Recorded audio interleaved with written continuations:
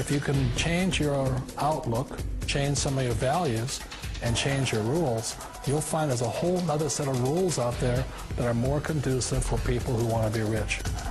The story of Rich Dad, Poor Dad is really a story of two different fathers with two different sets of values and completely different sets of advice. So I don't mean to insult anybody or, to damage your values, but really that was the difference.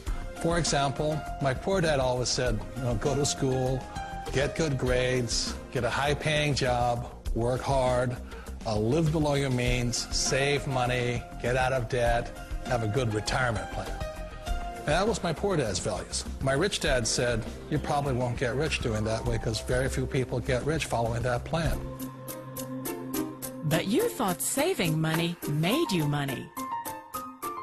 If you take a look at this 40-year run on the dollar is designed economically to lose money every single year. So why would you save something that loses money every year? And what this means for somebody on retirement plans is that after you retire, the value of your dollar goes down and your cost of living keeps going up. To my rich dad, that was bad advice and made no sense. Again, it was different value. An important diagram my rich dad showed me when I was a little boy was a diagram known as a cash flow quadrant. And the quadrant is made up of the 4 different people who make up the world of business. So my rich dad said, in the world of business, there's E's. And E's stand for employees. An employee, he says, you can always tell who they are by their core values. And what the employee, whether the president or the janitor of the company, will always say the same words. The words are, I'm looking for a safe, secure job with benefits. That's what makes them an employee, because their core values are security. The other one of the 4 is the S, or the small business owner or the self-employed. And again, their core values will cause them to use the same words, which are, if you want it done right, do it by yourself. S means they're also solo. They're generally one-person act, or they operate by themselves. On the right side of the quadrant are the B's. And what Rich Dad said the B stood for was big business, or like Bill Gates. Forbes defines big business as 500 employees or more. And their words are different. They say, I'm looking for a good system, a good network, and the smartest people I know to help run my business. So they're unlike the S. They don't want to run the company by themselves. They want smart people to run their companies for them. And then the 4th of the quadrant is the I, and I stands for investor. These are people who have money work hard for them. These people are people who have people work hard for them. And these are the people that work hard for the rich here. So early on in my life, it was my poor dad who always said to me, Robert, go to school and get a high-paying job. And so my poor dad's core value was to be an employee. He wanted job security, promotions, a steady paycheck, and all this. And so it was my rich dad who said to me, he says, Robert, if you really want to be rich, learn to build businesses. It made more sense to him to work hard to build a business, something you owned and something you could pass on for generation to generation to your kids. Whereas my poor dad said work hard, but my rich dad said, why would you work hard for something you'll never own and you can get fired from right away? Again, that was the difference in values. So my rich dad suggested I learn how to be a business owner and learn how to be an investor. And that's one of the big differences. On this side of the quadrant, these people here work for security. They work for money also. On this side over here, their key value that they want is they want freedom.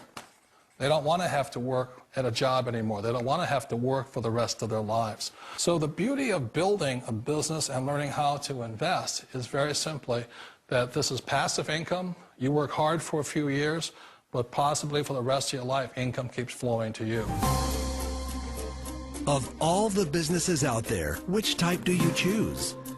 One of the reasons I consider a direct selling business a perfect business is very simply because the company will work with you to get the business skills that make you rich.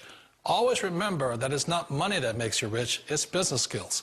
And that's why it's a perfect business. They'll take as long as you like to get the skills to make the money. And that's a lifetime skill thing. The other part about it is the low startup cost. Where else can you get in for under $500 and get these skills? For people who want to make the shift over to the B quadrant, which is what I would recommend for people, one of the beauties of a network marketing company is that you can do that for a very low price. And that's why I talk to people about considering network marketing. If you're to build a Microsoft, it would take you hundreds of millions of dollars. But a network marketing company allows you to start at a very low rate. They'll be patient with you. They'll take their time to transition over here. And the reason why that time is so important to most people is it takes time to change those values. And the most important thing is once you take the time, let's say it takes 1 year, 2 years, 5 years, whatever time it takes, once you see the value or the core values of this side and this side, you're unstoppable. Today, I would never go back and get a job. Why should I? I'd rather stay on this side, build companies, pay less taxes, and make more money. But the key is a person needs to change the values from my poor dad to the values of my rich dad. And that's one of the beauties of network marketing companies. They allow you the time, and at very low cost, they'll work with you to make that transition over there. The number one asset a person can build is build a business. That is the smartest thing you can do. Years ago, I decided not to follow the corporate ladder simply because, again, it was values.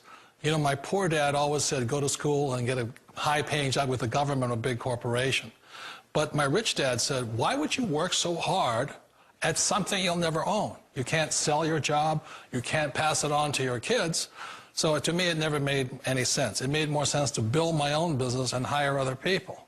The other reason is that you really don't have much control if you're in the corporate ladder world. For example, you can get fired at any time. Or today we have what's called M&As, or mergers and acquisitions, where another company buys another company. So you could be a great employee, but the company that buys your company just fires you. Wait a minute. This sounds too good to be true. Like one of those get-rich-quick schemes. It's not a get-rich-quick formula. You don't just do it overnight. It takes time. I still remember the first time I made that transition was back in 1978 when I fully quit my job and I had to depend upon my company that I was building to support me. So I understand the fear. The beauty, the most important thing to remember is this. There's two kinds of people in the world. There are the types that will say, you'll never make it. And there was I had a lot of people, a lot of friends and family saying that. You're stupid, don't do it. And the second type were the people that said, go for it, you can do it. Don't worry about it, we'll cover you. So the most important thing is support of friends and family.